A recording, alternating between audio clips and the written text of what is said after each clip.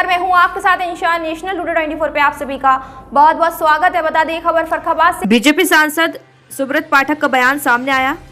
Cooperative bank के वार्षिक सम्मेलन का हुआ आयोजन। सपा ने यूपी में सहकारिता को कैप्चर कर लूट का बनाया था साधन। जी हां, कहा कि देश में सहकारिता को डिजिटल कर पहुंचाया किसानों को लाभ। किसान आंदोलन को लेकर दिया बयान। दिल्ली में बैठे किसान नहीं है। देश के प्रधानमंत्री की लोकप्रियता बढ़ने को लेकर किसान नेता दे रहे हैं विवादित बयान।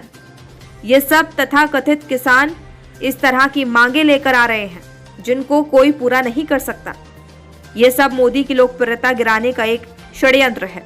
और कहा कि बहुत सारे टूल आ रहे हैं और बहुत सारे टूल फेल हुए। चुनाव में ऐसे बहुत टूल आएंगे। राम मंदिर पर जो कहा वो किया। कोऑपरेटिव बैंक में आए किसानों को सांसद ने किया संबोधित। फतेहगढ़ कोऑपरेटिव बैंक का पूरा मामला, जहां पर आज बीजेपी सांसद का बयान सामने आया। कहा कि सपा ने यूपी में सहकारिता को कैप्चर कर लूट का बनाया था साधन। और क्या बोले, देखिए रिपोर्ट। 64वां वार्षिक सम्मेलन मना रहे हैं, किसानों को कहां तक लाभ पहुंचेगा? देखो, एक सहकारिता एक ऐसा माध्यम है जिससे किसानों की एक जो आर्थिक परिस्थिति बदली जा सकती है। एक तरीके का एक आंदोलन है और जहाँ पर भी इस पर सही से काम हुआ, जैसे महाराष्ट्र है, आप देखो कि वहाँ पर सहकारिता के माध्यम से किस प्रकार से किसानों की तरक्की हुई है। गुजरात है, किस प्रकार से तरक्की हुई है। लेकिन दुर्भाग्य रहा कि हमारे उत्तर प्रदेश में और सहकारिता को खासकर समाजवादी पार्टी ने जिस प्रकार से कैप्चर करके उसको एक लूट का एक साधन बना दिया था। तो देश के गृह मंत्री माननीय अमित भाई शाह का जब सहकारिता मंत्रालय मिलने के बाद आप देखो चीज़ों को बहुत तेज़ी के साथ में बदला है, कंप्यूटराइज किया है। और आज उस माध्यम से अब आम किसान तक चीज़ें पहुँचें, सुविधाएं पहुँचें, उनको सारी सुविधाओं का लाभ हो, इसको लेकर हम लोग प्रयासरत हैं। सरकार अपनी पीठ थपथपा रही है कि हम पूरी तरीके से किसानों को लाभ पहुंचा रहे हैं। इसके बावजूद भी दिल्ली में किसान जो है लगातार आंदोलित हैं। क्या लगता है? वो किसान नहीं है। आपने देखा होगा कि किस प्रकार से उसमें से उनका एक नेता बोलता है कि अब देश के प्रधानमंत्री नरेंद्र मोदी की लोकप्रियता बहुत ज़्यादा बढ़ गई है, इसको किस प्रकार से कम किया जाए, इसको किस प्रकार से बदनाम किया जाए।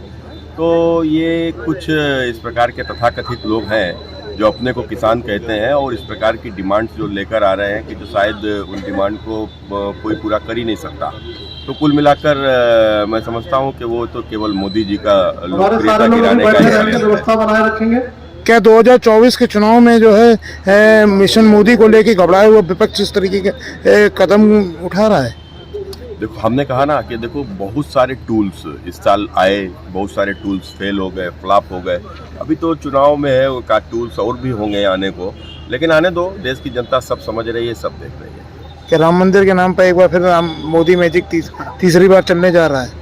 देखो, राम मंदिर के नाम पर इसको इसलिए नहीं कहना चाहिए कि राम मंदिर हमारी आस्था का विषय है। भारतीय जनता पार्टी का जो कुछ आधार है, जनाधार है, वो भगवान राम के आशीर्वाद से ही है।